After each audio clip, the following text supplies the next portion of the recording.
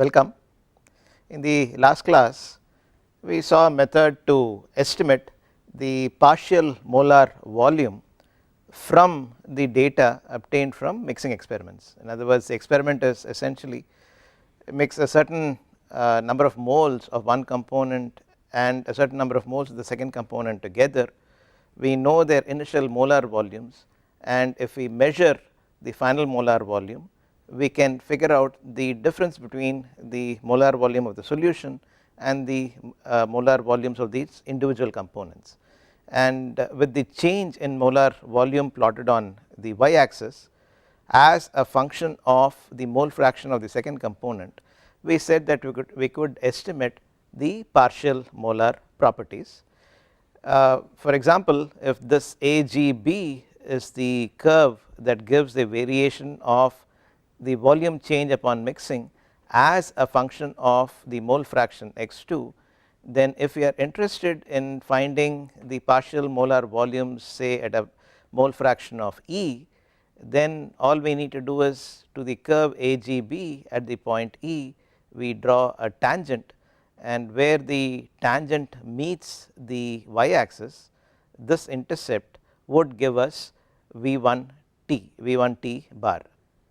The basis for that was brought down to this equation, which could be geometrically interpreted, or these have meanings as lengths on this graph. For example, delta VE, the volume change on mixing at the mole fraction given by the point E, is nothing but this length GE, because that is the point that corresponds to the curve at the mole fraction which is given by the point E. So GE is that distance, or EG is that distance, times x2E could be AE or CF, they are the same lengths. So AE times GF by CF, which is essentially the slope of the tangent to the curve at the point G as given by dou x2 del V at the point E. So this is the slope, and we all know that AE equals CF, therefore these two can be cancelled, therefore it becomes EG, which is this length, minus GF, which is this length, which is actually FE, which is the same length as CA, which is the intercept on the y axis of the tangent to the point G. Therefore that was the way to find out the partial molar volume V1t hash. I have been using hash, dash and bar, please take them as being used interchangeably, they all mean the same, at least in this local context here. So V1t hash, and this was given as an exercise to you. I had asked you to work out a similar geometric interpretation to find out the partial molar volume V2t hash, and the formulation would yield that the difference here V2t hash minus V2 at a point E would be equivalent to the intercept on the other axis, and therefore we could find V2t hash from there. So that hopefully you went about completing that exercise. Today let us start out by working a problem to estimate the partial molar quantities. It is a problem of current significance. Example 4.1, the biofuels have the potential to meet a significant fraction of our energy needs in the near future. Lipids from algae or plants are an important source of biofuels, especially biodiesel, or it could yield many different biofuels. In one of the steps to extract lipids from cells, the methanol water system is used to extract lipids. During studies on optimization of the extraction procedure, in fact this is something that we did in our lab, so I kind of picked it up here. During the studies on optimization of the extraction procedure, a PhD student needed 30% mole percent methanol in water system. The student who actually did that, or the person who actually did that in our lab, was a project associate. in this case anyway, PhD student needed 30% given as mole percent methanol in water system to prepare 2 liters of the needed solution. What are the needed volumes of pure methanol and pure water? The lab is maintained at a comfortable 27 degrees C. This is a very standard thing that comes about in day to day requirements while working with these kind of things. And let me also give you some data before going forward. The data is that the pure species molar volumes at 27 degrees C for methanol and water are given, that is 40.73 centimeter cube per mole for methanol and 18.07 centimeter cube per mole. I think we said we will remember this value, 18.07 cc per mole for water. The partial molar volumes are also given at 27 degrees C. For methanol it is 38.64 centimeter cube per mole, and the partial molar volume is 17.77 centimeter cube per mole. Note this difference right here, 18.07 for the pure component, whereas in this particular case it happens to be 17.77, a significant difference here. Okay, what I would like you to do is think about how would you go about solving this. Yeah, why don't you think about it, and then I will give you a couple of hints and some more time to work it out. Since this would require essentially definitions and use of some fundamental concepts which you have been learning from the school stage, take about 15 minutes and try to come up with the solution on your own. It is very doable, and anyway I will give you the hints after 15 minutes. Go ahead please.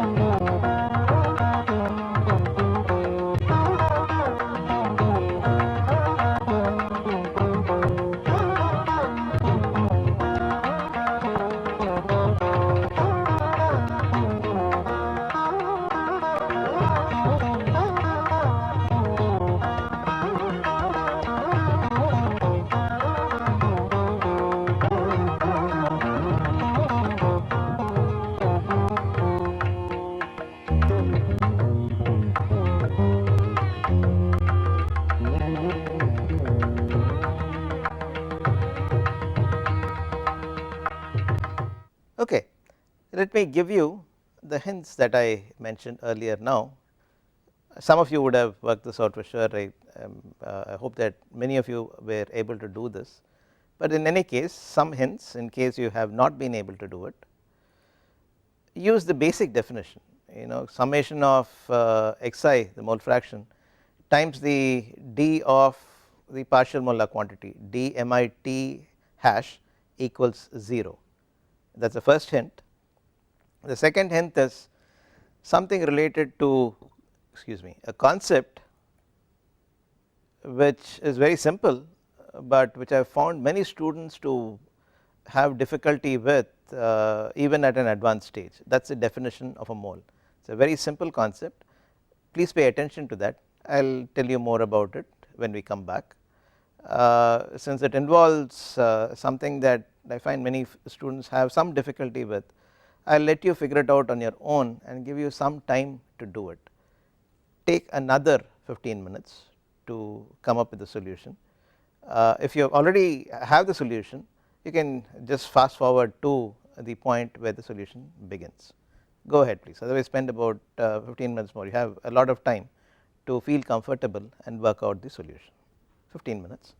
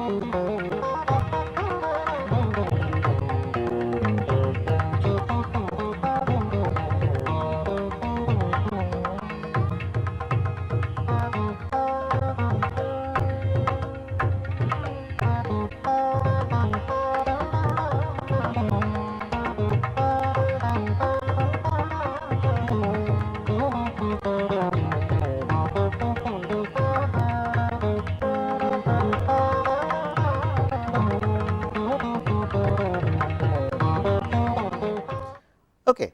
Now, let us look at the solution from the hints that were given, that is use sum over xi dmit hash equals 0 and the definition of a mole.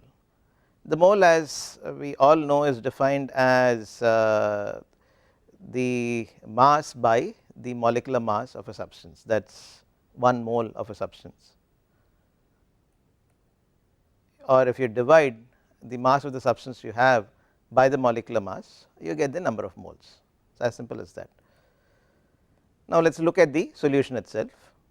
We know from equation 418, which is just given to you, that sum over xi dmit hash equals 0, this was given as the hint,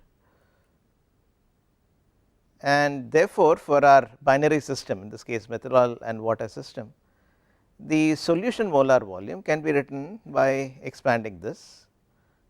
The molar volume of the solution is nothing but x1 V1 hash plus x2 V2 hash. I have just dropped the t's there for convenience, nothing else. We can take 1 to be either methanol and 2 to be water, or the other way. Let us see what I have taken here. We substitute the values. I have taken 1 as methanol and 2 as water. The molar volume of the solution is 30% methanol, therefore 0.3 is the mole fraction of methanol. 0.3 into the partial molar volume of methanol 38.64 plus 0.7, that is the mole fraction of water, times the partial molar volume of water, that is 17.77. If you do the calculations, it will turn out to be 24.3 centimeter cubed per mole. So, this is something that we need to calculate for whatever we need to do. We need to essentially find out how much of these two solutions we need to mix to get 2 liters of the total solution. The total volume needed is 2 liters, which is 2000 centimeter cubed. We have these in terms of centimeter cubed, and therefore let us also convert this into centimeter cubed. That is 2000 centimeter cubed, and the total number of moles that is required, this is N, this is the total volume divided by the molar volume. In other words, if 1 mole occupies 24.03 centimeter cube per mole, how many moles would be required to occupy 2000 centimeter cube? That is the unitary method that we are using here. Therefore, the number of moles is 2000 divided by 24.03, 83.23 moles is what it turns out to be. So, this is the total number of moles of the solution that we need. Therefore, the number of moles of methanol for this solution is, it is a 30% solution, right. So, number of moles of ethanol is nothing but 30% of 83.23, or in other words 0.3 times 83.23, it turns out to be 24.97 moles. And the number of moles of water is automatically 83.23 minus 24.97, or it is 70% or 0.7 times 83.23, that is 58.26 moles. And therefore, the needed volumes of pure methanol and pure water, this is what we needed to find to make up the 2 liters of the required solution, 30% methanol solution, is nothing but 24.97 times 40.73. We got this 40.73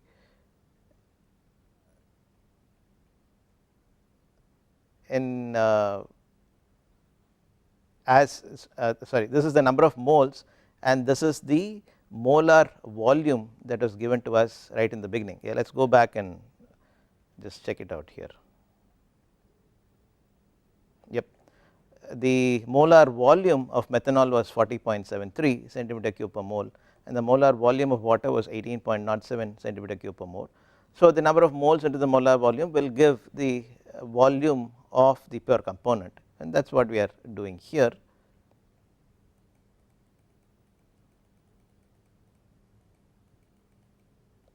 Okay. So, number of moles, which is what we found out, times 40.73 molar volume turns out to be 1017.03 centimeter cubed, and volume of water is 58.26 number of moles of water times the molar volume of water 18.07, 1052.76 centimeter cubed. So, that brings us to whatever we need from the problem. Okay. The next thing that we are going to look at is something called excess properties, and what we will also do is see a little later, after we look at excess properties, how to correlate the activity coefficient to the excess properties, or in other words, we will come up with a method to estimate the activity coefficient from the so called excess properties. But first let us look at what excess properties are. To understand excess properties, let us review residual properties. Okay, to give out the secret, what residual properties were for pure substances, excess properties are for solutions. It is as simple as that. Okay. Here we saw that in module 3 that the difference between the actual value and the ideal value of the thermodynamic property, any extensive thermodynamic property, is called the residual of that property. Remember that MR equals M minus M ideal gas. So, in other words, for any extensive thermodynamic property M, it could be internal energy, entropy, enthalpy, Helmholtz free energy, Gibbs free energy, or volume for that matter. The residual property was, as mentioned, this. This was equation 325 that we saw earlier, and we had used the residual properties extensively to estimate the various thermodynamic properties, and that is the utility of these residual properties. It is a very simple definition, but it comes in handy because the data is easily available in terms of residual properties. A similar formulation for solutions, that was for the pure substance, this is for the solutions or mixtures, is called excess property. An excess property of a solution, as you would have guessed, is the amount by which the relevant thermodynamic property exceeds that of a hypothetical ideal solution of the same composition. Okay. You need to keep this in mind. We are taking the difference between actual and ideal. The ideal is hypothetical, it does not really exist, it is what it would be if it is ideal. Thus, if the excess extensive total property is represented as MTE, I am going to use the superscript E to denote excess properties, the same way that we had used the superscript R to denote the residual properties for pure substances. So, MTE and the hypothetical ideal solution property as MT comma ID, ID for ideal, then the excess property MTE is defined as the difference between M, the actual property, and the ideal property, MT ideal. Let us call this equation 423, and